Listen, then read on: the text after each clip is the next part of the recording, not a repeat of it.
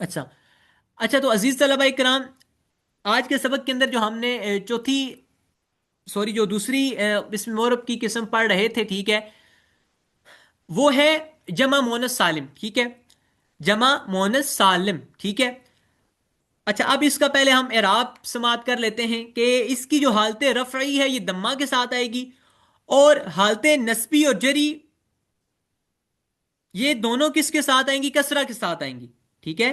حالت نسبی اور جری دونوں کسرہ کے ساتھ آئیں گی، ٹھیک ہے۔ حالانکہ جری کا تو چلے مان لیا کہ بھائی کسرہ کے ساتھ ہو، لیکن نسبی کو بھی آپ کسرہ کے ساتھ ذکر کر رہے ہیں، یعنی نصب کا اعراب ہونا چاہیے، تو اس نصب والے اعراب کے اوپر زبر والے اعراب کے اوپر آپ کسرہ کو لا رہے ہیں زبر کو چھوڑ کر، یہ کیا بات ہوئی؟ ٹھیک ہے، تو یاد رکھیں یہ جو جمع مؤنث سالم کا اعراب ہے، ٹھیک ہے، اس کی جو حالت نسبی اور جری ہے یہ دونوں کسرہ کے ساتھ ہی خاص ہے، ٹھیک ہے۔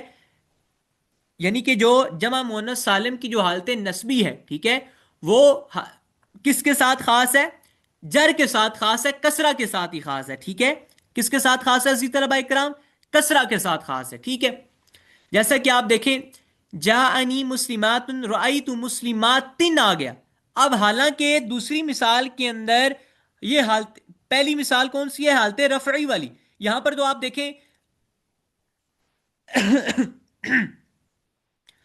مسلمات آ گیا، یعنی آخر میں اچھا یہاں پر ایک اور بات ذہن نشین رکھ لیں کہ جمع مؤنث سالم کی پہچان کیا ہوگی، یعنی کہ ہمیں کلام عرب کے اندر کیسے پتا چلے گا کہ بھائی یہ جمع مؤنث سالم ہے یا یہ جمع مذکر سالم ہے، ٹھیک ہے۔ تو یاد رکھیں جمع مؤنث سالم کو پہچاننے کا طریقہ کار کلام عرب کے اندر یہ ہے کہ وہ جمع جس کے آخر میں کیا ہو؟ الف اور تا ہو، ٹھیک ہے، الف اور تا ہو، یہ کون سی جمع کہلائے گی؟ اصطلاحی طور پر جمع مؤنث سالم، ٹھیک ہے۔ عزیز طلبہ اکرام، میری بات سمجھ آ رہی ہے آپ کو؟ جی الحمدللہ۔ اچھا، کلام عرب کے اندر ہمیں کیسے پتا چلے گا کہ یہ جمع مؤنث سالم ہے؟ ٹھیک ہے، تو ہر وہ جمع کہ جس کے آخر کے اندر الف اور تا آئے گا وہ اس بات کو ریپرزینٹ کر رہی ہوگی، وہ جمع، کہ بھائی یہ جمع جو ہے جمع مذکر سالم نہیں ہے بلکہ جمع مؤنث سالم ہے، ٹھیک ہے۔ اب مسلمات کے اندر آپ دیکھیں کہ یہ تینوں، یہ بھی مسلمات، یہ بھی مسلمات، یہ بھی مسلمات، یہ تینوں جمع ہیں۔ ہمیں کیسے پتا چلا یہ کون سی جمع ہے؟ ٹھیک ہے، الف اور تا آخر میں آئے ہیں، چونکہ میم سین لام میم یہ پہلے چار حرف، ٹھیک ہے، اور آخر میں ان چار حروف کے بعد اس کلمہ کے جو آخری الفاظ تھے یہ الف اور تا آئے، تو اس وجہ سے ہمیں پتا چلا کہ یہ کیا ہے؟ جمع مؤنث سالم ہے، ٹھیک ہے، نہ کہ جمع مذکر سالم، ٹھیک ہے۔ اچھا، تو عزیز طلبہ اکرام، جیسا کہ میں نے ذکر کیا کہ جمع مؤنث سالم کا جو اعراب ہوتا ہے اس کی حالت نسبی جو ہوتی ہے یہ بھی کس کے ساتھ آتی ہے؟ کسرہ کے ساتھ آتی ہے، جیسا کہ یہاں پہ ظاہر ہے رأیت مسلمات، حالانکہ ہونا تو یہ چاہیے تھا اس کی حالت جو نسبی تھی وہ دو زبروں کے ساتھ آتی بھائی، ٹھیک ہے، یعنی حالت نسبی یہاں پر فتحہ کے ساتھ آتی، تو یہاں پر آپ نے بھائی دو تنوینیں لگا دی، دو زبریں کیوں نہیں لگائیں؟ تو یاد رہے عزیز طلبہ کرام، جمع مؤنث سالم کا جو اعراب ہے وہ خاص ہے کس کے ساتھ؟ یعنی اس کا جو حالت نسبی کس کے ساتھ خاص ہے؟ کسرہ کے ساتھ ہی خاص ہے، ٹھیک ہے، اور حالت جری اپنی حالت پر کیا ہے؟ برقرار ہے، وہ کس کے ساتھ ہے؟ کسرہ کے ساتھ ہے، یعنی کہ جمع مؤنث سالم کے اندر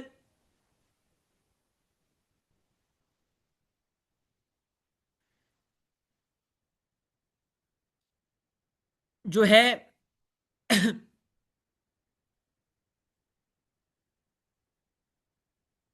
جو حالت رفعی ہوگی اس کو چھوڑ کر جو حالت نسبی اور جری جو ہوگی یہ دونوں ایک جیسی ہوں گی، ٹھیک ہے، یعنی ان دونوں کا جو اعراب ہے یہ ایک جیسا آئے گا، ٹھیک ہے، جیسا کہ مثال سے ظاہر ہے رأیت مسلمات مررت بمسلمات، ٹھیک ہے، اور اس کی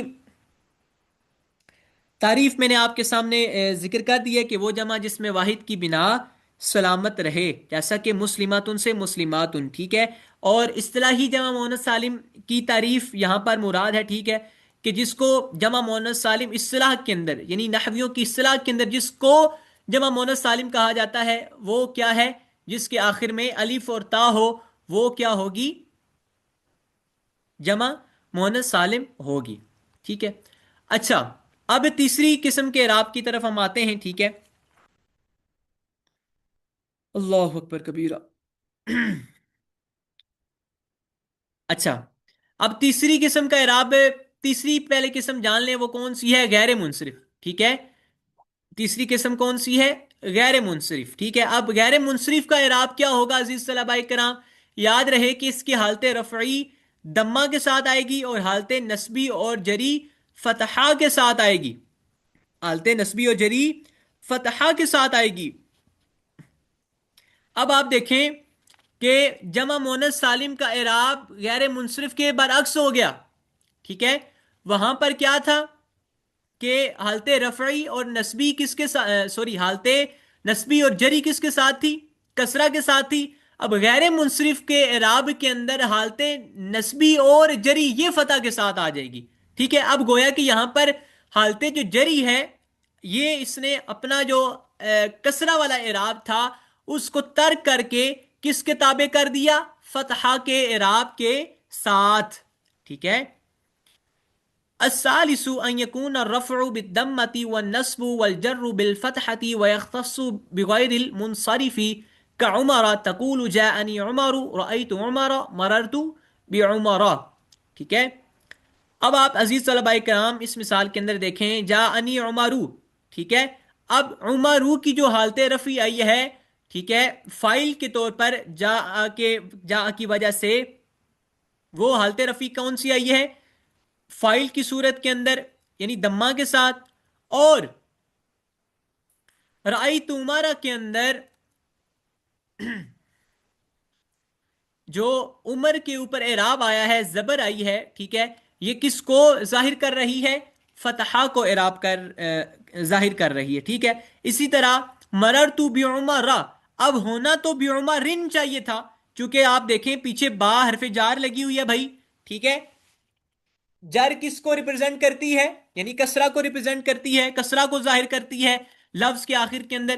اب یہاں پر تو زبر آ رہی ہے، تو یہ پچھلے والی ہی بات سامنے آ جائے گی عزیز طلباء کرام، کہ جو غیر منصرف کا اعراب جو ہے اس کی جو تین حالتیں ہیں، حالت رفعی، حالت نسبی اور حالت جری، ان تینوں کے اندر حالت رفعی جو ہے یہ دمہ کے ساتھ خاص ہے، اور حالت نسبی اور جری جو ہے یہ کس کے ساتھ خاص ہے؟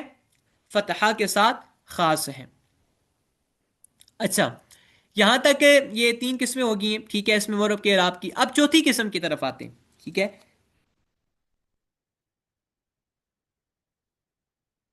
اچھا، الرابع ان يكون الرفع بالواو والنصب ٹھیک ہے، یعنی یہ اس ان يكون کے اوپر اس کا عطف جائے گا، ٹھیک ہے. والنصب بالالف والجر بالياء ويختص بالاسماء الستة مكبرة موحدة مضافة الى غير ياء المتكلم. اچھا، اب اس میں مورب کے اعراب کی تین قسمیں پڑھنے کے بعد ہم چوتھی قسم کی طرف آ رہے ہیں، اور وہ قسم کون سی ہے؟ پہلے اس کا نام سماعت فرما لیں. اس قسم کا نام اسماء ستہ مکبرہ ہیں، اسماء ستہ مکبرہ ہیں، ٹھیک ہے. اچھا، اسماء ستہ مکبرہ کی ہم جو ہے، اچھا، اسماء ستہ ہے، ٹھیک ہے، یعنی کہ 6 نام، ٹھیک ہے. آپ الفاظ کے اوپر غور کریں، بالاسماء الستہ، میرے کرسر کے اوپر آپ غور کریں گے ذرا، ٹھیک ہے. بالاسماء الستہ یعنی 6 اسماء. بھائی کون سے 6 اسماء؟ یہ بھی آپ ذہن میں رکھ لیں، ٹھیک ہے. یہ جو 6 نام ہیں یہ کون کون سے ہیں؟ ابن، اخن، اور ہنن، حمن، فمن اور ذو. یہ اسماء ستہ کی، یہ اسماء ستہ کے کیا ہیں؟ نام ہیں، ٹھیک ہے. یہ 6 نام ہیں، ٹھیک ہے. یعنی جہاں پر بھی آپ نے دیکھنا ہے کلام عرب کے اندر، جہاں پر یہ تینوں الفاظ آ جائیں، 6 الفاظ آ جائیں، ابن، اخن، ہنن، حمن، فمن اور زو، یہ 6 الفاظ آپ کو ڈائریکٹ آپ کے ذہن میں آ جانا چاہیے کہ یہ کس کی قسم میں سے ہیں؟ اسماء، اس میں مورب کی جو چوتھی قسم ہے اسماء، یعنی اسماء ستہ مکبرہ، اس میں سے یہ اعراب، یہ قسمیں، یہ نام آتے ہیں، ٹھیک ہے؟ اچھا، اب ان کے اعراب کیا ہوتے ہیں؟ ٹھیک ہے، یعنی کہ ابن، اخن، ہنن، حمن، فمن، زو کا اعراب کیا ہوگا؟ ٹھیک ہے، اب اس کو بھی ہم دیکھ لیتے ہیں۔ اچھا، ان کا جو اعراب ہے عزیز طلبہ کرام، یہ آئے گا، یعنی الفاظ کی صورت میں آئے گا۔ کس طرح آئے گا؟ الفاظ کی صورت میں، ٹھیک ہے، یعنی کہ واو الف یا اس طرح آئے گا، ٹھیک ہے، وہ اعراب کی طرح نہیں آئے گا، ٹھیک ہے؟ جیسے کہ پیچھے جو تھا، پیچھے جتنی بھی قسمیں ہم نے پڑھی وہاں پر دیکھیں پیش کی صورت میں آیا، ٹھیک ہے؟ اس کا پیش کی صورت کے اندر یا تنوین کی صورت کے اندر نہیں آئے گا، بلکہ حروف کی صورت میں آئے گا۔ آپ دیکھیں واو الف یا، واو الف یا یہ جتنے بھی ہیں یہ کیا ہیں؟ حروف ہیں، ٹھیک ہے، یہ اعراب نہیں ہے۔ میری بات آپ کو سمجھ آ رہی ہے یہ والی عزیز طلبہ کرام؟ واو الف اور یا، ٹھیک ہے، یہ کیا ہیں؟ حروف ہیں، یعنی الف با تا سا جیم ہا ہا خا دا زال، یہ جتنے بھی حروف تہجی ہیں یہ حروف ہیں، یہ اعراب نہیں ہے، ٹھیک ہے؟ آپ دیکھیں یہ تنوین ہوگی، زبر، زیر، پیش، دمہ، فتحہ، کسرہ، یہ اعراب ہیں، ٹھیک ہے، یہ حروف میں نہیں ہے۔ عزیز طلبہ کرام یہ بات آپ کو سمجھ آئی ہے؟ بڑی اہم بات میں نے آپ کے سامنے ذکر کی ہے۔ جی سمجھ آ گئی۔ ٹھیک ہے، اچھا، ان کا اعراب کیا ہوگا؟ حالت رفعی ان کی کس کے ساتھ آئے گی؟ واو کے ساتھ، حالت نصبی الف کے ساتھ، اور حالت جری یا کے ساتھ۔ اچھا، یہ اعراب کب یہ اعراب بنیں گے؟ ٹھیک ہے، یعنی کہ حالت رفعی کی صورت کے اندر واو کی واو بنے گی، حالت نصبی کی صورت کے اندر الف بنے گی، اور حالت جری کی صورت کے اندر یا بنے گی۔ کب؟ یہ آگے قید لگی ہوئی ہے، ٹھیک ہے، کہ جب یہ غیر یا متکلم کی طرف مضاف ہوں گے تو، ٹھیک ہے، یعنی کہ اللہ اکبر کبیرہ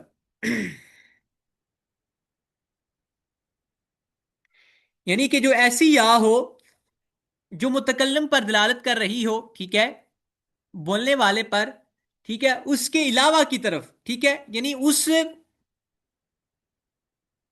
یا کی طرف وہ اضافت نہ ہو رہی ہو، یعنی مضاف مضاف الیہ وہ نہ بن رہے ہوں، تو اس صورت کے اندر کیا ہوگا؟ یہ اپنا اعراب یہ والا دیں گے، ٹھیک ہے؟ جیسا کہ مثال کے اندر ہم دیکھ لیتے ہیں، جانی اخو کا اور آئی تو اخا کا مرر تو بھی عقی کا۔ اب آپ دیکھیں یہ، اچھا، یہ ان کے نام نیچے دیکھیں آ گئے، ٹھیک ہے؟ اب آپ دیکھیں عزیز طلبہ اکرام، ان سب کا اعراب کیسے آ رہا ہے؟ حالتیں، یہ ساری حالتیں گویا یہ ان کے گویا نام لکھے ہیں، ابو کا، حمو کا، ہنو کا، ٹھیک ہے، جن کو میں نے مختصراً یعنی شارٹ الفاظ کے اندر بیان کیا تھا، کیا؟ اخو سے اخن، بھائی، ابو، ٹھیک ہے، ابن سے مراد یعنی باپ، ٹھیک ہے، اور جو ہے حمون ہے، حمون کس کو کہتے ہیں کہ عورت کے، یعنی کہ حمون سے مراد ایک رشتہ دار ہیں، ٹھیک ہے، اور یہ کون سے رشتہ دار ہوتے ہیں؟ کہ جو عورت کے وہ رشتہ دار جو مرد کی طرف سے ہوتے ہیں، ٹھیک ہے، جیسا کہ یہ دیور ہو گیا، ٹھیک ہے، اور سسر ہو گیا، ٹھیک ہے، اور ساس وغیرہ، یہ جو افراد ہیں یہ عورت کے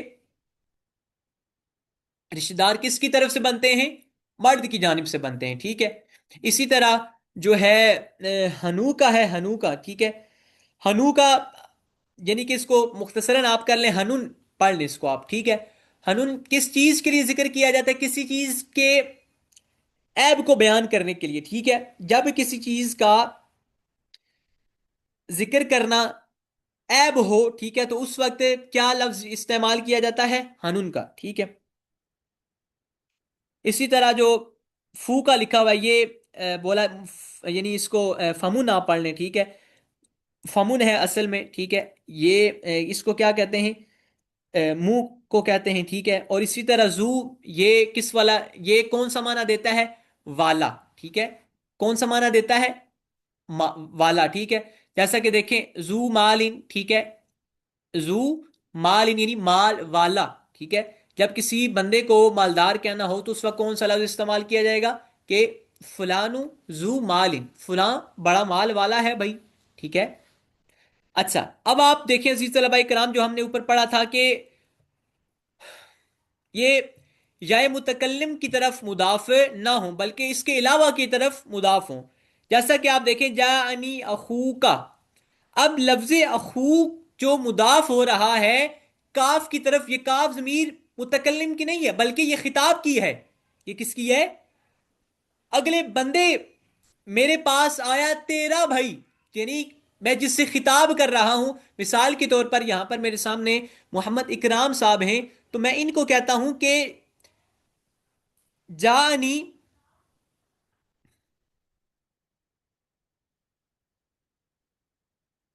اخو کا، یعنی کہ میں اکرام بھائی کو، اکرام بھائی میرے سامنے ہیں، ٹھیک ہے، تو اس وقت میں ان کو کہہ رہا ہوں کہ جانی اخو کا یا اکرام، کہ اے اکرام تیرا بھائی میرے پاس آیا، ٹھیک ہے۔ اب یہ جو کاف ضمیر ہے عزیز طلبہ کرام، یہ طیب بھائی میرے سامنے ہیں، میں ان سے خطاب کر رہا ہوں، ٹھیک ہے، کہ ان کو میں بتا رہا ہوں کہ اے اکرام تیرا بھائی، آپ کے بھائی میرے پاس آئے، ٹھیک ہے۔ تو اب یہ آپ دیکھیں یہ جو کاف ہے یہ یا متکلم کی طرف، متکلم نہیں ہے بلکہ یہ کون سی ہے؟ خطاب کی ہے۔ تو آپ دیکھیں کہ جب اخو جو یا متکلم کی طرف مضاف نہیں ہوا بلکہ یہ خطاب والی ضمیر کی طرف مضاف ہوا ہے، تو اس صورت کے اندر اس نے اپنا کون سا اعراب ظاہر کیا؟ حالت رفعی واو کے ساتھ، ٹھیک ہے۔ اسی طرح رأیت اخاک، رأیت اخاک، میں طیب بھائی کو کہتا ہوں کہ میں نے تیرے بھائی کو دیکھا، اے طیب میں نے تیرے بھائی کو دیکھا، تو اب یہ جو اخا ہے، ٹھیک ہے، اب یہ اسی طرح یہ کس کی طرف مضاف ہوا ہے؟ یعنی کہ خطاب والی ضمیر کی طرف اخا کا، ٹھیک ہے۔ اسی طرح مررت بی کا، یعنی میں کہتا ہوں اکرام بھائی کو کہ میں اکرام میں تیرے بھائی کے ساتھ سے گزرا، ٹھیک ہے، پاس سے گزرا، ٹھیک ہے۔ تو یہ دیکھیں یہ جو اخی ہے یہ کس کی طرف مضاف ہو رہا ہے؟ کاف کی طرف، یعنی خطاب والی ضمیر کی طرف، نہ کہ متکلم والی ضمیر کی طرف، ٹھیک ہے عزیز طلبہ کرام۔ اسی طرح یہ ساری باقی مثالیں کس کے اندر فٹ ہوں گی؟ ابو کا کے اندر، حمو کا کے اندر، ہنو اور فو کا اور زو کے اندر، ٹھیک ہے۔ تو عزیز طلبہ جی کرام میں امید کرتا ہوں کہ آپ کو یہ سبق سمجھ آ گیا ہوگا۔ جی استاد۔